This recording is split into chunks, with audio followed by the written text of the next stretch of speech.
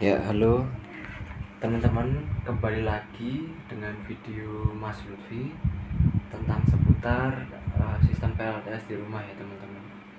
Jadi pada video ini saya membalas intinya untuk menjawab pertanyaan dari salah satu teman kita yang sudah balas di kolom komentar. Jadi mungkin sebelumnya Kak Putri ini dia pakai sistem voltase 12 volt di rumah untuk sistem PLTS-nya, dan PV-nya kemungkinan masih 400 WP ya, anggaplah seperti itu. Terus di uh, sistem 12 volt itu dia mau pakai 400 WP kali 4 ya, katakanlah 1600 WP. Apakah bisa? Jawabannya bisa. Tapi apakah tenaga dari panel surya tersebut bisa masuk ke rumah dengan maksimal, maksudnya energinya bisa terserap ke kelistrikan kita gitu? Jawabannya tidak teman-teman. Jadi ada beberapa persyaratan untuk daya 1600 WP itu bisa masuk ke rumah. Memperhatikan SCC yang teman-teman pakai, besaran PV yang teman-teman pakai, dan spesifikasi SCC-nya berapa ampere itu teman-teman. Ya gitu ya. Jadi pertama-tama kita mau bangun sistem PLTS, hendaknya kita wajib tahu dulu teman-teman, kita mau pakai voltase berapa, 12 volt, 24 atau 48. Lalu untuk masing-masing voltase tersebut pasti ada batasan-batasannya. Misalkan kalau kita pakai SCC 60 ampere, itu kalau di 12 volt dia maksimal di 800 watt PV powernya. Kalau di 24 maksimal 1600. Itu yang maksudnya yang bisa diterima gitu, yang bisa diterima oleh SCC untuk masuk ke baterai. Cuma untuk tegangan puncaknya bisa lebih tinggi dari itu. Jadi kita bahas SCC yang Mas Lutfi punya, sekaligus kita baca buku panduan dari MPPT TextFine yang Mas Lutfi punya, kebetulan 60 ampere gitu ya teman-teman. Oke, langsung aja kita bahas bareng untuk spesifikasi SCC-nya dulu ya teman-teman. Oke.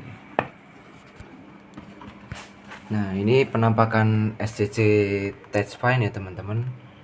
Ini kayak gini bentuknya, tak ulangi lagi. Oke, SCC TextFine ya. Kita langsung aja ke buku panduannya teman-teman. Bentar, tak nyalain flash ya. Nah, di buku panduan ini untuk SCC yang 60 ampere itu kalau di sistem 12 volt dia maksimal rate charging power. Jadi kan maksudnya adalah yang bisa masuk ke sistem pengecasan kita ini ya, untuk menuju ke baterai dari sistem pengecasan ini ya, yang tengah ini ya, itu maksimal hanya 800 watt teman-teman kalau untuk SCC 60 ampere gitu. Nah, tapi untuk maksimal tegangannya yang bisa diterima SCC itu 1600 watt teman-teman gitu. Tapi 1600 watt itu Mas Lutfi rasa adalah batas aman istilahnya, batas aman SCC itu menerima power, bukan jadi yang ini ya, yang ini nih bukan SCC bisa meneruskan ke sistem pengecasan baterai, itu bukan. Cuma ini tegangan aman, jadi maksimal di 1600 watt, tapi tegangan yang masuk cuma di 800 watt itu teman-teman. Nah, kalau yang Mas Lutfi pakai itu kan di 1600 WP. Nah, itu maksimal di 1600 dengan sistem baterai 24 volt. Nah, kalau teman-teman sudah punya baterai beberapa, berarti tinggal mengubah sistem baterainya aja. Jadi misalkan 12 di seri paralel ya, 2 unit jadi 24 volt. Kalau ada 4 gitu kayak punya Kak Putri itu ya. Jadi ini 12 jadikan 24 jadi 1. Ini 12 jadikan 1 ke 24. Nanti hasilnya di seri paralel seperti itu teman-teman. Nah, itu nanti baru bisa si SCC ini masuk 1600 watt ke pengisian daya. Nah, lalu untuk kalau Mas aku nggak mau ganti inverter, maunya pakai yang itu karena biayanya mahal.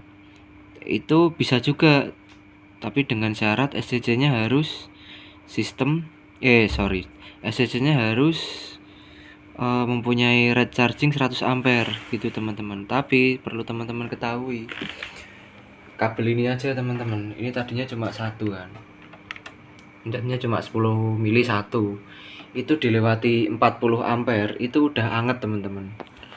Jadi kabel yang ini ya, kabel yang ini itu satu biji, tadinya satu biji ini 40 ampere itu sudah anget teman-teman.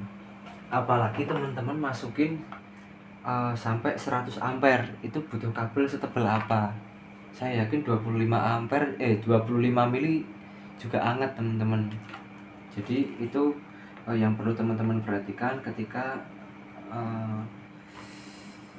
pakai sistem PLTS-nya berapa volt gitu. Itu harus diperhatikan benar-benar teman-teman.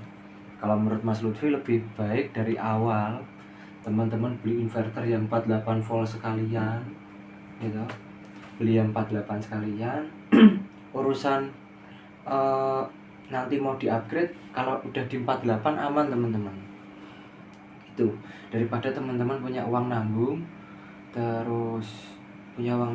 terus maksa gitu kan, kebelet punya PLTS tapi mainnya di 12 volt. Akhirnya kalau mau upgrade kayak gini kelabaan teman-teman.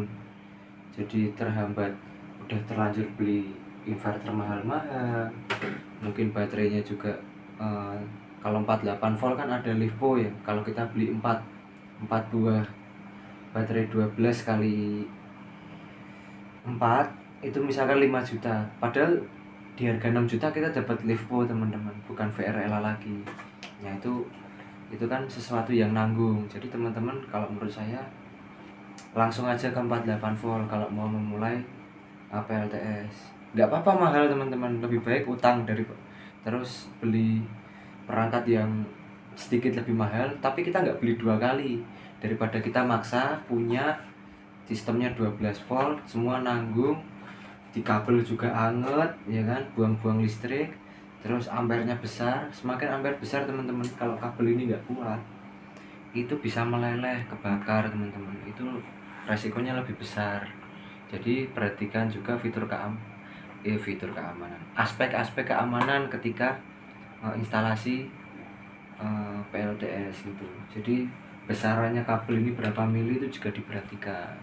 Terus beli inverter yang low frekuensi sekalian itu teman-teman, jangan kayak Mas Lutfi ini tadi juga pakai yang kayak gini nih, yang Tafware gini, yang apa, high frequency tapi udah bunyinya bising, efisiensinya nggak efisien, istilah banyak buang-buang power di panasnya. Belum lagi resiko rusak itu kalau inverter kayak gini tuh lebih banyak rusaknya gitu teman-teman yang perlu diperhatiin.